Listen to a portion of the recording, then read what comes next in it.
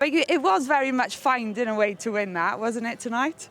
Yeah, it was. We made very hard work of it in patches, particularly the second half. I think at one point there, with about 15 to go, it was 70% territory and not a lot to show for it. So we were considering taking the points up in the box, Okay. just to even out the scoreboard pressure a little bit. But with the referee getting them on a warning at scrum time and in phase play, we were trying to get that yellow card. And ironically, it came from one of their attacks that almost cost us the try. So, yeah, I'm just pleased for the boys. We did find a way, and we went away from the line out and went after tap strike, and smart from the boys there just to mix it up. So, yeah, showed some good leadership on the field there to identify it and adjust. I'll bring the guys in.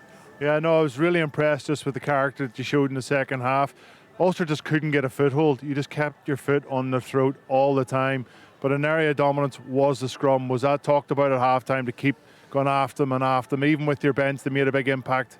Yeah, it was pre-game and obviously during the game. We didn't think perhaps we'd have quite the dominance, to use your word there, as early in the game as we thought. And we knew their bench was loaded with, Angus Bell and Herring. We knew they had quality come in. And I thought the way we sustained the scrum pressure throughout the whole game was really good from the boys. And it's an area they care about. It's part of our DNA, as we talk about. And, it's nice to see it coming through when it really matters for the team. 100%. And Yeah, sorry, I was going to say, it's obviously been a turbulent time for yourself and the boys. It hasn't been easy, but the character they've shown since all this has been happening, you must be really proud of them. Yeah, I am. Character, it comes out in adversity, doesn't it? And when things are going well. But usually the adversity is the one that either brings you together or separates you. And this group are tight anyway, but I do feel it's brought us together. I think even the crowd today, their contribution and the pressure they're putting on, opposition lineouts, it's brought them into the game more, I think, as well, what's going on. And the players are responding in the right way. And, we're proud to represent them as well as ourselves. And, the boys are handling it really well. But we've got 6 to go. So we've got a little bit to do yet. And just finally, I want to ask you about the Wales boys, Gareth in particular. It's not always been the case in Wales that we've had them back, but I guess you need them match fit. Steve Tandy needs them match fit if they're called upon in the latter stages of the Six Nations. Does it make sense across the board?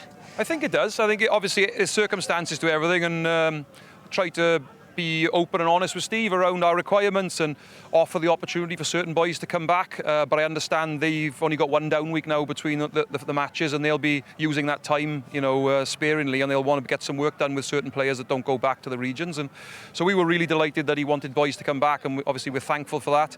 And I think the boys will go back in now with more minutes under their belts, obviously some confidence as well from playing this evening. And look, we want our players to do well in camp, but obviously we love having them back as well. And just finally, Mike, before we let you go, since we spoke to you last, Swansea Council have now formally announced legal proceedings against the WIU to bring their plan to a halt.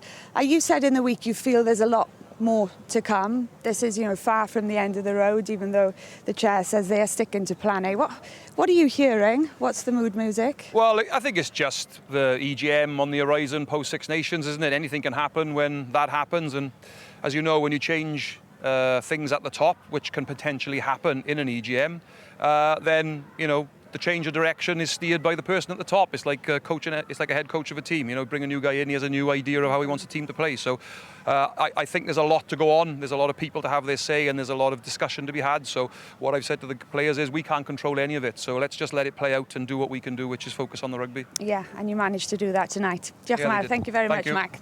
Cheers. Great. Thanks for that.